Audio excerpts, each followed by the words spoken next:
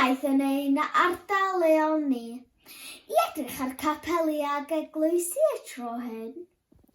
Beth am ddechrau di dweud capel Bethesda adeiladwyd yn 1820 ac cafodd ein pentref ni ei enwi ar ôl y capel yma.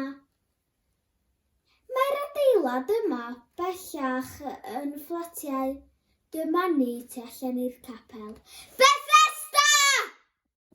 Dyma capel Bethania, neu capel coch fel rydym ni yn ei alw. Adeiladwyd y capel yma yn 1885. Nid yw'r adeilad yma yn cael ei defnyddio fel capel bellach chwaith. Waw, mae gan y capel yma ffenestri siâp ddiddorol a 2 drws mawr. Ymlaen â ni i capel Jerusalem, tu allan i'r capel yma mae cof golofn.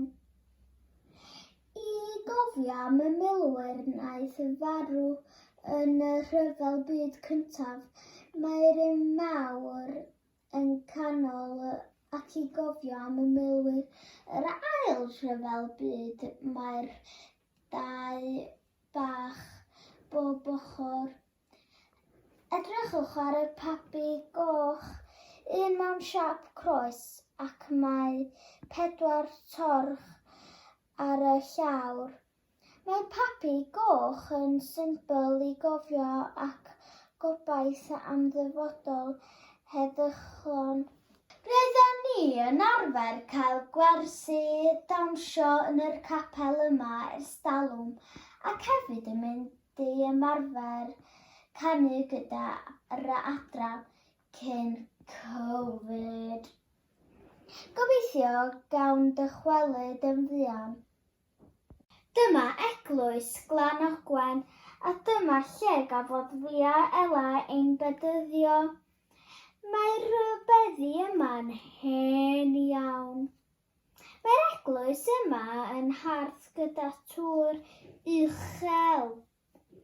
Cafodd ei adeiladu yn 1856 ac mae dal yn cael ei defnyddio fel eglwys hyd heddiw. Dyma mynwent Coetmor ac yn y mynwent mae capel bach yma sydd wedi cael ei adeiladu cof am Donald Charles Robertson yn 1911.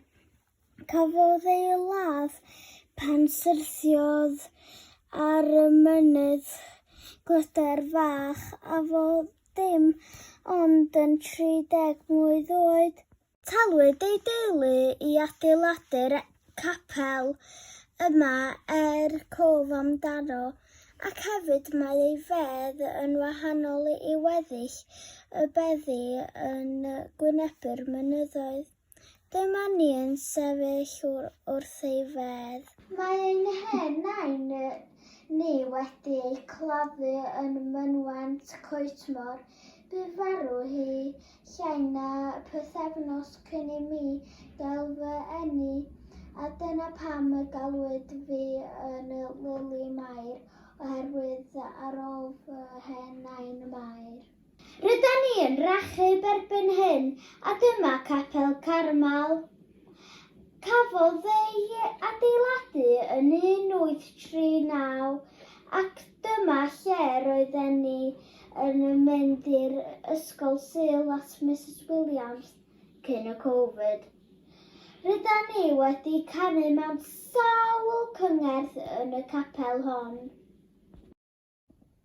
Mae llawer o eglwysiau capeli eraill wedi bod yn ardal leol, ond yn bellach maen nhw yn tai neu fflatiau. Neu yr adeiladau wedi dymchwel fel yr un gwelsoch chi yn ein fideo ni am ein ardal leol yn Tansgrafell.